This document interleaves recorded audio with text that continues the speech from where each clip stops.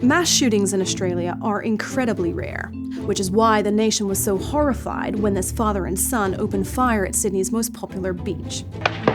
At least 15 people were killed, many of whom were attending a candle lighting ceremony in Bondi for the Jewish festival of Hanukkah. The attack sent shockwaves across Australia because the country has some of the strictest gun laws in the world. It's become somewhat of a gold standard globally for how to put measures in place to prevent shootings.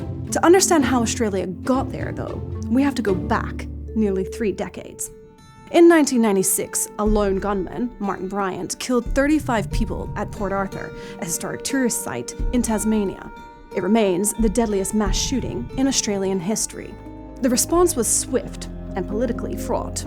Then Prime Minister John Howard led a national campaign to drastically reduce the number of firearms in circulation, particularly semi-automatic assault rifles. He did so in the face of enormous internal party pressure and even threats from gun enthusiasts. Since then, mass shootings have been extremely uncommon, but that doesn't mean that Australia is gun-free. Firearms can still be owned, but only under strict conditions: background checks, licensing, and mandatory safe storage. Guns can't be kept for self-defense. That legal justification simply doesn't exist. Pistols are limited to sporting use, and some shotguns remain legal for farming and rural work. Even so, civilians own more than 4 million guns across Australia. Right now, there are more than 260,000 illicit firearms in circulation.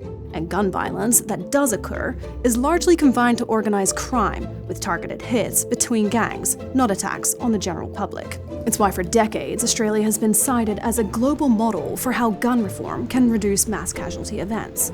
But the Sydney shooting complicates that narrative.